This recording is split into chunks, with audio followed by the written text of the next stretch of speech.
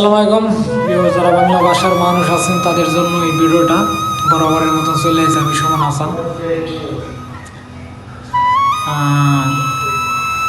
আজকের থাম্বনেল দেখে বুঝতে পারছেন আজকের ভিডিওটা কোন টপিক নিয়ে।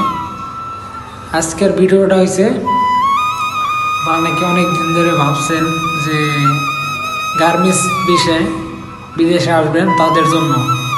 যারা অনেক দিন ধরে ভাবছেন যে গার্মেন্টস বিষয়ে বিদেশে আসবেন তাদের জন্য বিশেষভাবে এই ভিডিওটা বানানো হচ্ছে।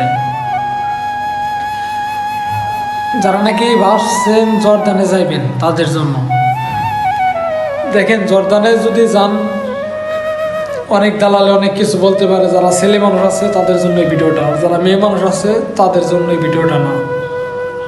ঠিক আছে, তারা জর্দানে যাইতে কোনো টাকা লাগে না মেয়ে মানুষের।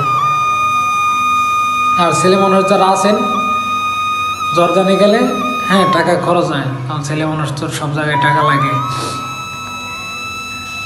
তাও বেশি টাকা খরচ হবে না যদি কোম্পানির বাইরে কাজ করেন, তো সেই বা আকামা দেওয়া কিছু টাকা খরচ হবে। আর যদি কোম্পানিতে কাজ করেন গার্মেন্টসে তাহলে কিছু টাকা খরচ হবে।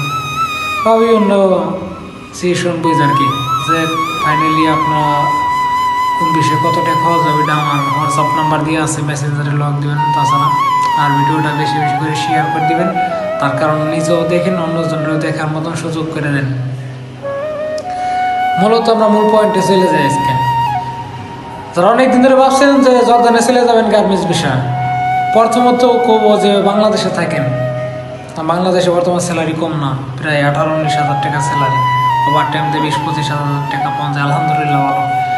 আর জর্দানে ওভার টাইম দেওয়া হয়তো 30-40 হাজার অথবা 50 হাজার টাকা পাইবেন ওভার টাইম দেন গার্মেন্টসে। গার্মেন্টসের বাইরের কথা বলি নেই, গার্মেন্টসে কিন্তু টাকা তো লাগতেছে প্রায় 2-2.5 লাখ টাকা খরচ হবে। কথাবার্তা হিসেবে দেখেন আমার হিসেবে একই হয়, ঠিক আছে। বরঞ্চ বাংলাদেশের টাকাটাই বেটার ফ্যামিলি নিয়ে। প্রবাসে না আসা সবাইকে আমি রিকোয়েস্ট করবো, প্রবাসে আসার কোনো দরকার নাই। তারপর যদি আইতে চান তাহলে যোগাযোগ করেন।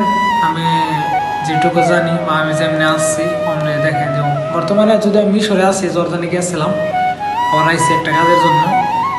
আর মিশরে আইসি কাজের জন্য, কাজ প্রায় শেষ, আমি আবার জর্দানে চলে যাব। ঠিক আছে, ভালো থাকেন। আজকের ভিডিওটা এই পর্যন্তই। যে কোনো বিষয়ে যোগাযোগ করতে পারেন। আর ভালো লাগলে ভিডিওটা লাইক করবেন, শেয়ার করবেন, কমেন্ট বক্সে জানাই দিবেন আপনাদের মতামতটা। আসসালামু আলাইকুম, ভালো থাকেন।